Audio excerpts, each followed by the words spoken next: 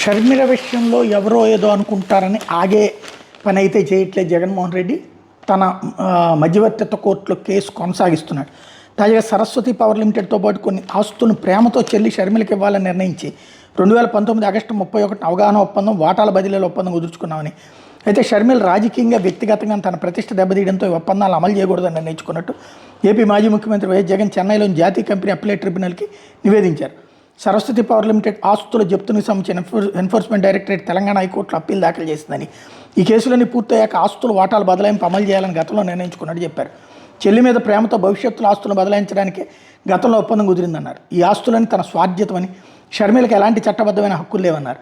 ఎలాంటి చట్టబద్ధమైన పత్రాలు లేకుండా విజయమ్మ, చాగరి జనార్దన్ రెడ్డి లేఖల ఆధారంగా తమ షేర్లతో ఉన్న వాటాలను బదలాయిస్తూ సరస్వతి కంపెనీ బోర్డు ఏకపక్షంగా తీర్మానం చేసిందని, ఈ తీర్మానాన్ని సవాల్ చేస్తాను హైదరాబాద్ జాతీయ కంపెనీ లా ట్రిబ్యునల్లో పిటిషన్ వేసినట్టు చెప్పారు. దీని మీద విచారించిన ఎన్సీఎల్టీ సరస్వతి కంపెనీ బోర్డు తీర్మానాన్ని రద్దు చేసి వాటాలను పునరుద్ధరించాలని ఆదేశించిందన్నారు.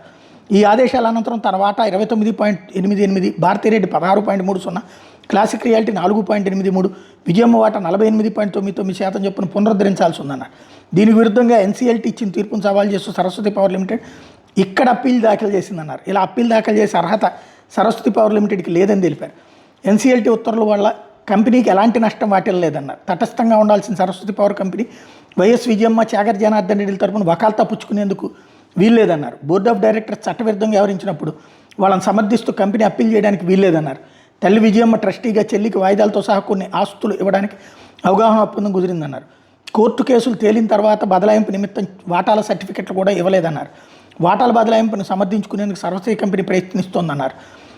తనతో పాటు భారతీరెడ్డి, క్లాసిక్ రియాలిటీలు విజయమ్మకు గిఫ్ట్ డీడ్లు ఇచ్చామని, ఇందులో సరస్వతి కంపెనీ ప్రమేయం లేకపోయినా వారి తరపున వాదాలు వినిపించిందన్నారు. వాటాల బదలాయింపు ఒప్పందం జరిగిన 3 ఏళ్లు మౌనంగా ఉండి తర్వాత బదలాయించడానికి సమర్థించుకోవడానికి సరైన కారణం లేదన్నారు.